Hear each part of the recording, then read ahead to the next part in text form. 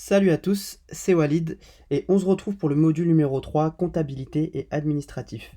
Pour ceux qui ont vu la dernière vidéo, j'ai brièvement parlé des formes juridiques, parlé de quelques banques, etc. et vraiment les grandes lignes sur la gestion d'un compte euh, en, en dropshipping. Donc c'est vrai que c'est, comme je vous disais sur la dernière vidéo, c'est quelque chose d'assez particulier. On gère pas une société de dropshipping comme on gérerait n'importe quelle autre société. Et, euh, et ça, bon, je vous le dis par expérience. Hop. Alors, comment ça se passe?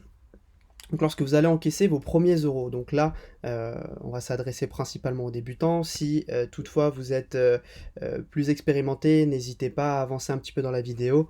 Je ne sais pas si ça va forcément vous intéresser.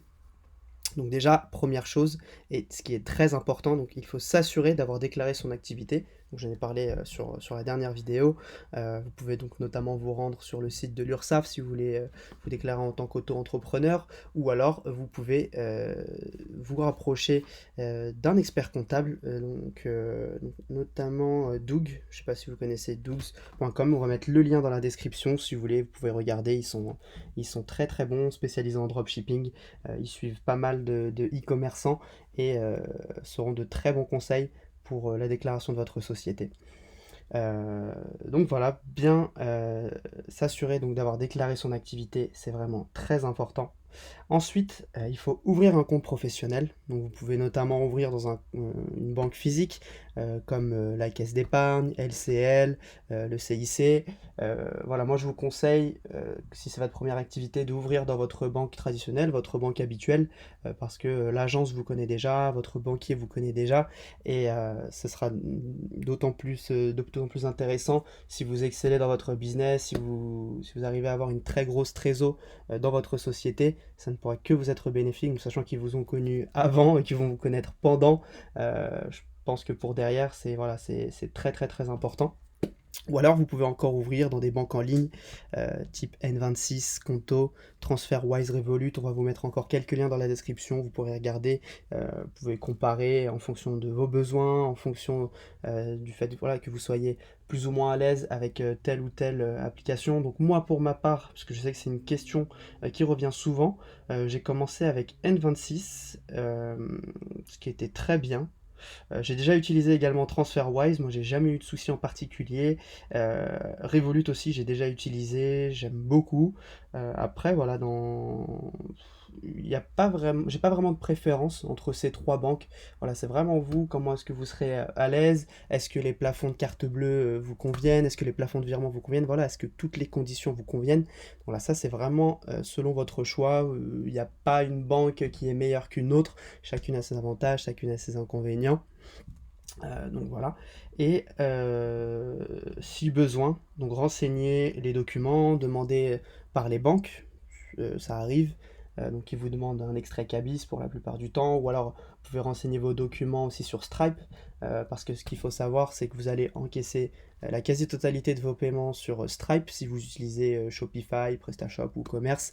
Voilà, donc c'est vraiment la plateforme Stripe qui va collecter vos paiements et qui va redistribuer votre argent généré par vos sites sur votre banque. Donc voilà, vous avez tout simplement à renseigner vos informations société et votre RIB directement sur Stripe. Donc voilà, les seuls virements normalement entrants que vous aurez seront donc du coup des virements Stripe. Et on en reviendra juste ensuite. Donc pour ce faire, très très très très important, pardon, bien savoir gérer sa trésorerie. Donc pourquoi? Évidemment, nous, on est entrepreneurs, on crée des entreprises à but lucratif, donc dans le but de gagner de l'argent. Je dis ça, voilà, ça peut paraître bête, encore une fois, donc je me répète par rapport à la dernière vidéo pour ceux qui l'ont vu, mais c'est quand même très important, on va dire que c'est le pilier d'augmenter en fait constamment votre trésorerie. Donc voilà, vous enrichir de jour en jour, de semaine en semaine, de mois en mois. Euh, Ensuite, ce qu'il faudra, donc dès vos premiers euros, donc il faudra vous assurer d'avoir les plafonds nécessaires. Donc pour virer de l'argent à vos fournisseurs, donc il faut que vos plafonds de virement soient suffisants pour que vous puissiez payer vos fournisseurs, les agences d'influenceurs, vos prestataires aussi que vous pouvez payer par virement. Donc voilà, il faudra vraiment s'assurer de ça parce que, bon, je dis ça parce qu'au début ça peut, enfin vous pouvez pas forcément vous en soucier, mais quand vous arrivez sur le fait accompli, que vous commencez à faire beaucoup de volume et que vous devez payer tel ou tel prestataire, tel ou tel fournisseur et que vous vous retrouvez bloqué à cause de vos plafonds, je vous garantis que c'est très très très embêtant. Donc c'est pour ça que c'est important de s'en assurer dès dès vos débuts ou à la phase de scaling, donc à la phase où vous allez augmenter considérablement vos volumes de vente. Également, il faut s'assurer d'avoir des plafonds de carte bleue suffisants, donc soit pour payer vos pubs sur Facebook, sur Snapchat, sur quoi d'autre? Sur YouTube, Google, n'importe. Donc également pour payer vos produits, si vous passez donc par AliExpress et non pas par un fournisseur, un agent. Et donc du coup tous vos frais annexes, tous les frais que vous avez en carte bleue, vos frais de déplacement, tous vos frais Klaviyo par exemple, donc pour les relances email, votre abonnement Shopify si vous le réglez par carte bleue, voilà. Du coup, ne jamais décaisser plus que ce que vous encaissez. Donc ça paraît complètement logique. Si vous, en une semaine, vous encaissez 2000 euros, 3000 euros, 4000 euros, 5000 euros, eh bien, il ne faudra pas dépenser plus que ce que vous encaissez, dans l'objectif toujours d'augmenter sa trésorerie, d'augmenter voilà, ses capacités de paiement, et voilà, de vous enrichir également considérablement. Donc faites très attention parce que ça peut aller très vite. Surtout quand vous commencez à faire beaucoup de volume, voilà, ne commencez pas à faire des dépenses inutiles, à brûler votre trésorerie très rapidement. Donc je dis ça parce que je sais que la moyenne d'âge des e-commerçants, des dropshippers, voilà, on est tous très jeunes. Quand on gagne de l'argent et qu'on est jeune, on est vite tenté. Voilà, moi j'en connais beaucoup qui avaient excellé en dropshipping et qui malheureusement ont dépensé leur argent un peu bêtement et qui se retrouvent aujourd'hui en difficulté financière. Donc voilà, et c'est pourtant des personnes qui avaient fait plusieurs millions d'euros. Euh, mais voilà, ça peut vraiment aller très très très très vite. Donc je vous encourage vraiment à faire attention. Voilà, ensuite, pour bien savoir gérer sa trésorerie, ce que vous pouvez faire notamment, c'est négocier vos délais de paiement avec votre fournisseur. Donc là, je parle dans l'hypothèse où vous faites beaucoup de volume, plusieurs centaines de commandes par jour, voire plusieurs milliers de commandes par jour. Donc voilà, négocier vos délais de paiement fournisseurs, soit J plus 30, si vous payez par exemple la marchandise avant pour faire du stock et livrer plus rapidement, voilà, n'hésitez pas à instaurer vraiment un climat de confiance avec votre fournisseur, ça viendra avec le temps, à force de collaborer justement avec ce même fournisseur, voilà, vous pourrez négocier vos délais de paiement et ce que ça va permettre. Euh, Déjà, c'est d'éviter d'attendre les encaissements Stripe, donc comme je vous en ai parlé précédemment, soit vous recevez votre argent sous 3 jours, soit vous le recevez sous 7 jours, mais en attendant, voilà, il faut jongler entre la trésor dispo et les décaissements que vous devez faire pour payer vos commandes notamment. Donc c'est vrai que là c'est plus intéressant si votre fournisseur vous accorde de passer commande le jour J et vous fait payer à J plus 10, J plus 15, J plus 30, donc au bout de 10 jours, 15 jours, 30 jours. Ensuite, donc encaisser sur votre compte avant de décaisser. Donc là, vous aurez tout le temps donc, des flux de cash positifs. Là, notamment, encore une fois, pardon, avec le fournisseur. Donc vous pouvez encaisser votre argent Stripe, puis ensuite, avec cet argent, vous payez les commandes des jours précédents, donc des 3, 7, 15, 30 derniers jours. Voilà, vous pouvez également faire ça pour vos pubs Snapchat si vous avez votre société en France qui est bien établie, que vous avez du bon budget sur Snap. Vous pouvez notamment ouvrir des lignes de crédit. Ça se fait aussi sur Facebook, c'est beaucoup moins répandu, mais ça se fait. Voilà, et du coup, assurez-vous, et là c'est très important parce que c'est ça qui va cramer la quasi-totalité de votre budget, c'est vos publicités que vous allez payer en carte bleue ou en prélèvement, notamment pour Google. Donc voilà, assurez-vous d'avoir des publicités rentables chaque jour. Et ça, c'est très important. Si vous voyez que vous avez des retours sur investissement à hauteur de 1,50 et en dessous de 1,50, couper ces adsets qui vont vous cramer en fait votre trésor bêtement, surtout pour ceux qui ont beaucoup de budget, plus de 1000 euros, plus de 2000 euros par jour. Vous voyez, si vous avez des publicités qui sont plus très rentables, et ben, au bout d'une semaine, ça peut vraiment vous faire perdre pas mal de disponibilité dans votre trésorerie. Donc ça, je vous encourage vraiment à faire attention. Ensuite, donc tenir une comptabilité régulière. Donc moi personnellement, je regarde mes comptes en banque tous les jours. Je regarde les débits, donc ce qui sort de mon compte, et les crédits, ce qui entre dans mon compte. Bah voilà, pour m'assurer de ne pas avoir de dépenses anormales. Voilà, si un jour je vois un prélèvement vers un fournisseur ou autre bah, que je n'ai pas demandé, que je n'ai pas commandé, et ça arrive parce qu'on a tendance à rentrer notre carte bleue un petit peu partout pour des abonnements Klaviyo, des abonnements Shopify, des abonnements sur des applications que vous allez intégrer à votre site Shopify. Enfin voilà, c'est quelque chose de très courant que moi personnellement je regarde tous les jours, assez scrupuleusement d'ailleurs, pour du coup être sûr que je ne perde pas d'argent bêtement. Donc voilà, ensuite, il faudra donc vous assurer donc, de ne pas avoir de dépenses inutiles. Donc voilà, encore une fois. Donc prévoyez vos frais fixes à l'avance. Donc pour ceux qui payent une assurance, des frais de banque, votre abonnement Shopify, vos cotisations sociales, vos employés. En fait, je dis ça pour éviter que, par exemple, si vous êtes prélevé le 15 pour vos cotisations sociales, ben, n'allez pas faire un gros investissement le 15 parce que vous savez que vous allez être prélevé.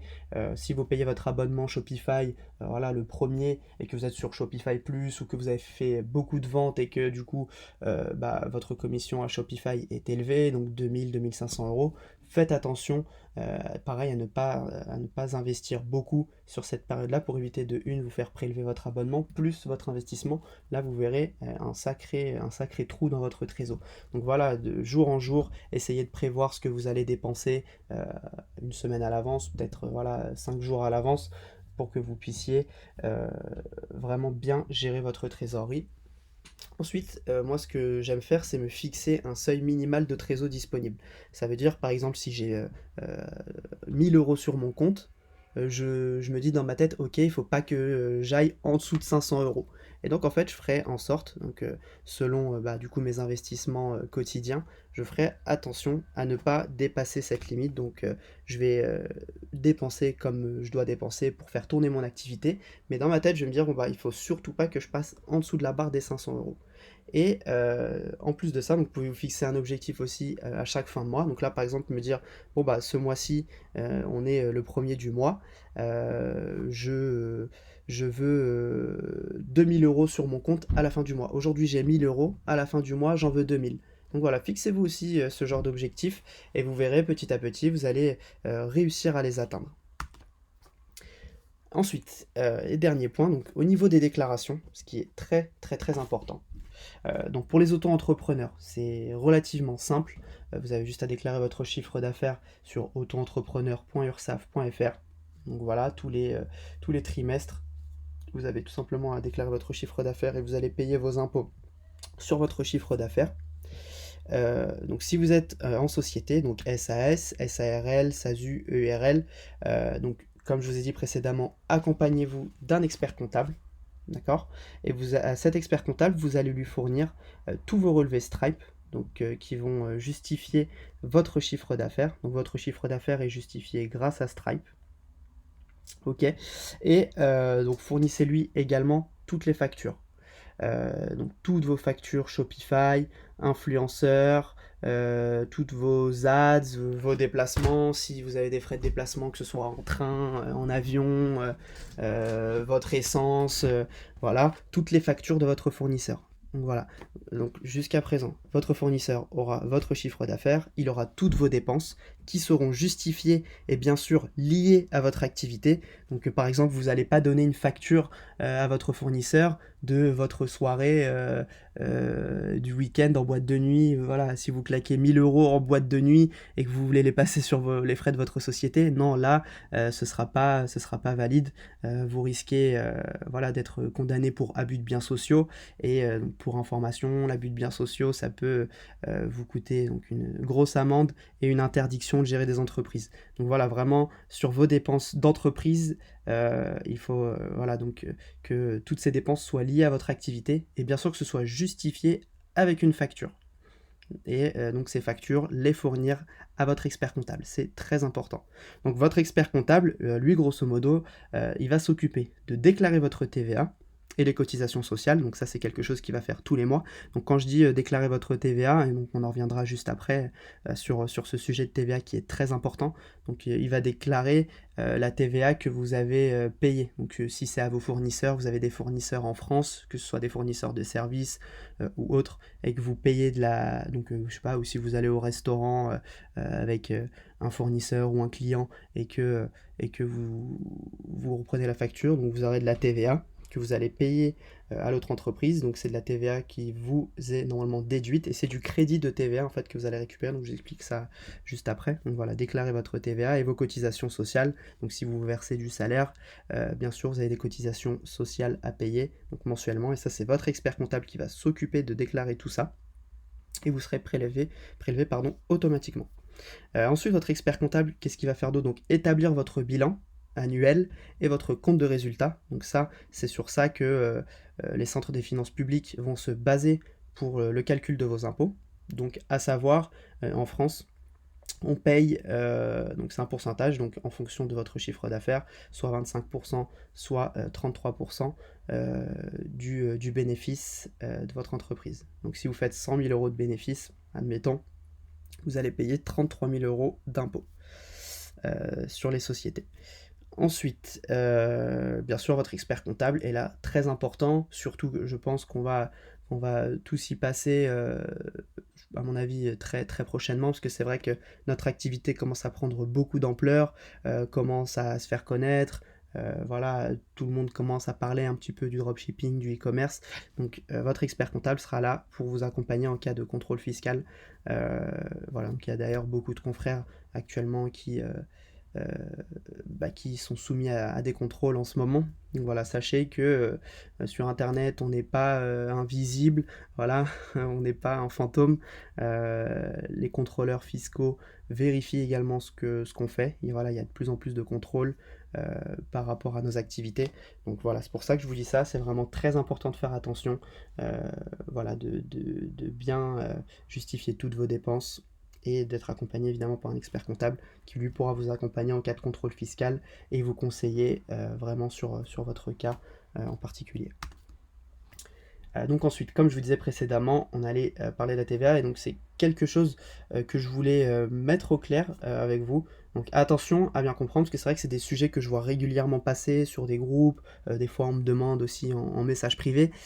Donc on n'a pas de TVA à l'import. Quand vous importez un produit, pardon, vous n'avez pas de TVA à payer à qui que ce soit, ni à la douane, vraiment à personne. Pourquoi? Vous n'êtes ni l'expéditeur, ni le destinataire. Si la douane décide de demander de la TVA sur tel ou tel produit, elle ira le demander à votre client. Après, bon, peut-être que votre client va vous faire une réclamation. Bon, ça va tourner entre 2, 3 et 4 euros. Si vous voulez lui rembourser, libre à vous de le rembourser, mais sachez que vous n'êtes pas obligé. Et également, pas de TVA sur votre chiffre d'affaires. Si vous faites 100 000 euros de chiffre d'affaires, c'est 100 000 euros de chiffre d'affaires. Il n'y a pas de TVA à déduire, d'accord? Donc selon l'article 258.1, n'hésitez pas à vous renseigner, n'hésitez pas à en faire part à votre expert comptable, parce qu'il n'y a pas tous les comptables qui sont au courant. Voilà, ça il faut en profiter parce que ce sera peut-être pas valable à vie. En tout cas pour l'instant ça l'est, donc profitons-en. Ouais, il n'y a pas grand monde qui est au courant, donc voilà, vous êtes les privilégiés, mais voilà, n'hésitez pas à demander à votre expert comptable, d'accord, de se renseigner, d'appliquer ça à votre entreprise. Et bien sûr, c'est votre expert comptable qui s'occupera de prévenir votre centre de finances publiques de votre ville, de votre région, d'accord? Parce que, et là c'est important de bien expliquer à votre expert comptable qui lui pourra se renseigner et réexpliquer derrière, donc lorsque la livraison n'est pas effectuée par l'importateur et que le produit est expédié à partir d'un pays tiers de l'Union européenne, la marchandise n'est pas imposable à la TVA en France. D'accord?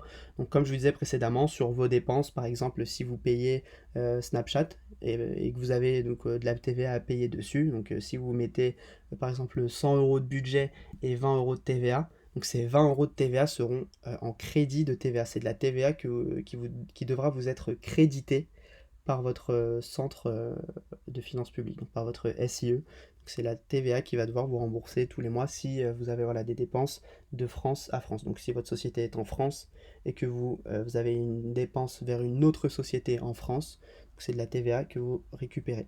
Et donc, pour finir, pour un auto-entrepreneur, il n'y a aucun souci de TVA parce que vous n'y êtes pas assujetti. Donc, de toute façon, comme les sociétés. Donc voilà, j'espère avoir été clair sur tous ces points. N'hésitez pas à nous contacter par mail si toutefois, ou sur le Discord bien sûr. Voilà, donc n'hésitez surtout pas si vous avez quelconque question, si vous voulez qu'on revienne sur un point, on pourra refaire un live prochainement également pour discuter de tout ça. Donc voilà, n'hésitez surtout pas, j'espère avoir été clair, j'espère vous avoir apporté beaucoup d'informations et je vous souhaite à tous bonne chance et à très vite.